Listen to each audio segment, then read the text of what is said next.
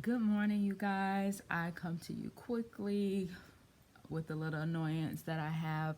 Um, I've been hearing people say love is not enough. It's like, I don't know, maybe it should be on a bumper sticker or something. Love is not enough. And it burns me up because, yeah, it is. Like, God is love. So, what you mean, fam?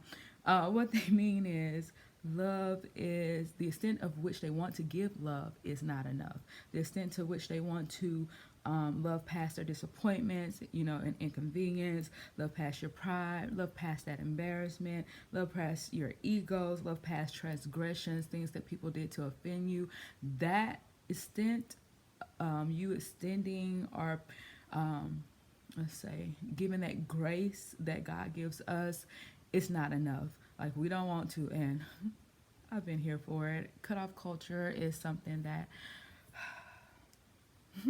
I love to tell people my cutoff game's strong, but God has been working with me on that, and it's crazy because we want grace extended to us, we want God to love us regardless of what we've done, and some people don't. I know I feel guilty, like, God, I don't deserve this. I don't deserve this extent of love that you're giving me. But the great and awesome thing about God is that He don't care.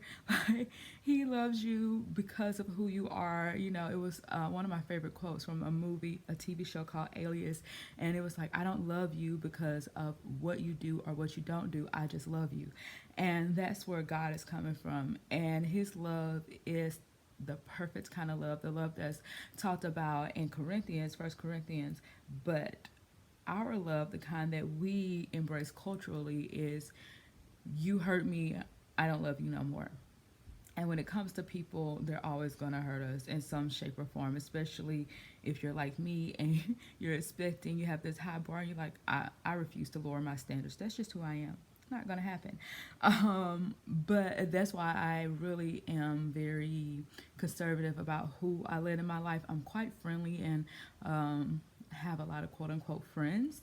However, who I like truly let in is different. And one of these friends, quote unquote, read me for filth. She was like, "You tell me things, come around here and you say things, but you don't really let me in." And I just thought it was funny because I give off this air that I'm letting you in and that we are really good friends, but in the end, you really don't know me. Like, she's multi-layered.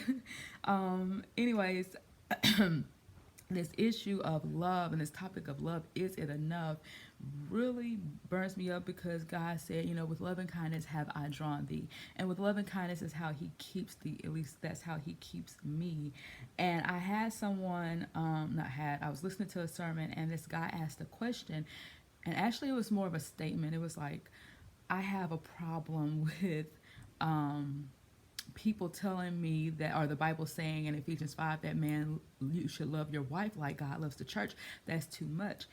It does seem daunting, and it is a lot. And I must say, I had rolled my eyes to that, like, dude, you think you too good to love your wife? Like, he was married and had this question, and it really burnt me up. But I didn't realize I was being convicted in that moment because God has tasked all of us to love one another, and that's something that I definitely struggle with on the daily when I'm on the interstate by the car. Okay, like, you gonna get this mouth, and this mouth is fire. You gonna get this face. You gonna get this attitude. You gonna get it all, honey. But yep, she's still saved. Try me. But God is working on me. I don't snap as hard as I do.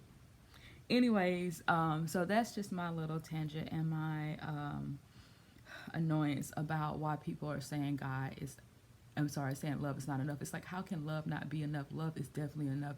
God is love, and He is more than enough. So it's just like, it's not that love is the problem. It's the extent that we want to give that love. That's the problem. And we should be building our house on the foundation of what God has established, what He, um, what's the word I'm looking for?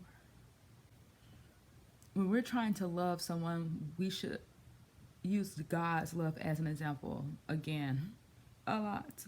Again, daunting. But Jesus said, I'm made perfect in your weakness. That's when we have to rely on Him and really stand strong in our faith in who God is. And as He's convicting me, I extend this grace to you, you extend that grace to this person. And don't get me wrong, love does keep no wrongs, but that does not mean that you're allowed to, or you should allow someone to knock you upside your head or mistreat you or treat you any kind of way, and you're just supposed to forgive. Yeah, you're supposed to forgive, but you can move on, baby. Like, God don't, if, make us stay by his side. He doesn't require us to love him or worship him. He doesn't even require us to acknowledge him. He gave us free will. So if this person doesn't want to love you correctly, baby, let them go. Bye-bye.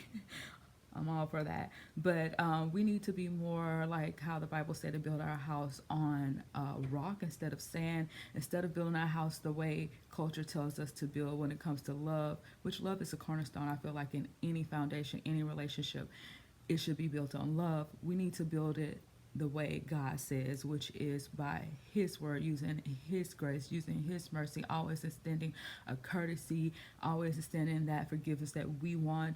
Believe me, I know it's hard. And I'm working on that. And it was crazy, that young man who had this issue of like loving his wife, living up to that statement, love your wife like you love the church. I realized, I'm having that issue of loving others. God says women love your husband the way the church loves God. And let's be honest, church ain't perfect. So I'm not perfect in that. And the answer that he was given, because this was kind of like a town hall style church meeting, and the answer that he was given was like, just like God loves you despite whatever you've done, despite all the times you disappointed him, just like he extends that grace to you over and over and over again, that's what you should do to your wife. Now, if this person ain't your wife, they ain't your spouse, and also they're not abusive, then that's what we should be doing. Because like I said, disappointments happens. Nobody is going to behave the same way. And that's my little testimony on that. Like, foolish is the man who built his house on the sand. Do not do this whole culture thing of tit for tat. I'm guilty of that. Like, you did this to me, I'm gonna do that to you. You did this to me, and that's an example of selfishness. And love is not selfish. Love is selfless. And that's what I'm learning. I should be more excited about that, but I'm not. I'm not, but I'm learning. Anyways, that's my little testimony, my little couch conversation for the day.